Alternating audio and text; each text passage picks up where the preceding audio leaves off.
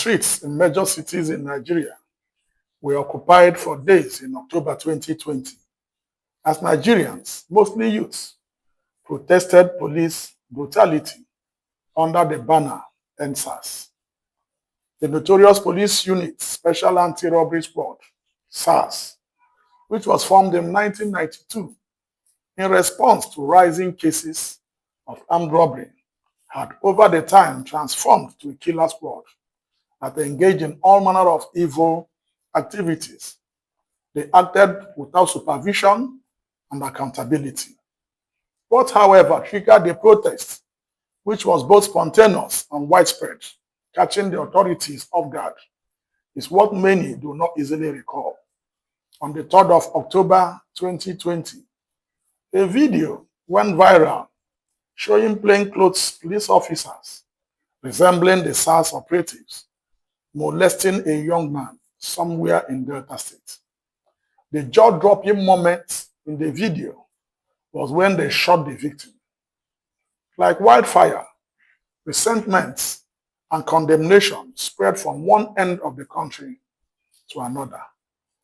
Before 2020, there had been pockets of protests here and there demanding for the disbandment of SARS.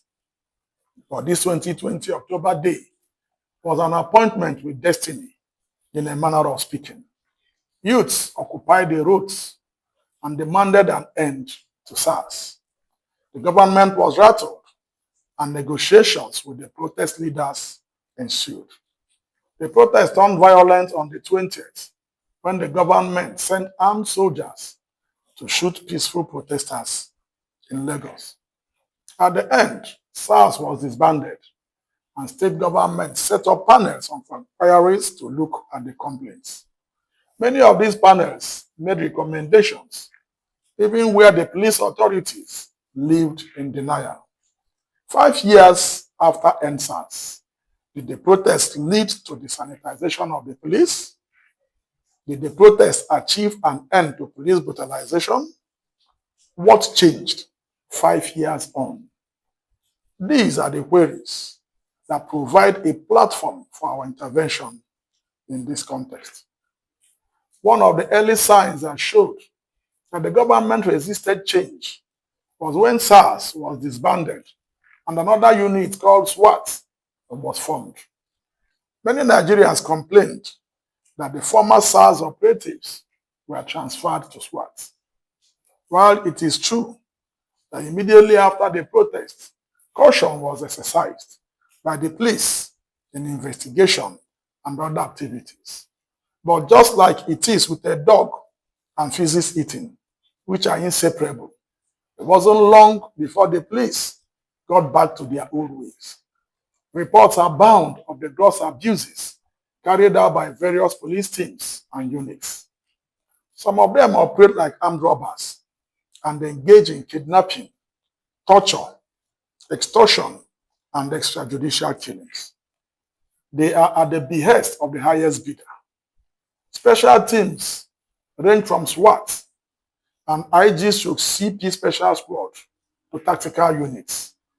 In practice, these are extra-departmental units that seek to usurp the role of the mainline units. Because they are formed by the IG, DIG, AIG, or CP, the operatives act above board and give account to no one. Recently, in March this year, the Police Service Commission, PSC, in a statement to state police commissioners, warned that tactical teams and other special units should not overshadow the main units of the force. However, reports emanating from the activities of both the special teams and the regular ones clearly show that the police and the government have not learned anything from the 2020 Endsars protest. There are daily reports of brutality, extortion, killings, and outright abuse of their position and power. After a report by the Foundation for Investigative Journalism, FIJ, in July 2025 about the atrocities of the notorious police unit in Owerri, Imo State, known as Tiger Base, The police headquarters commenced an inquiry into the activities. The cells of the unit, which held many suspects for months, were opened and the suspects discharged or charged to court. The report also cited the boast by the officer in charge of the base that not even the IG could discipline him. We demand that all the officers in that base be immediately brought to book.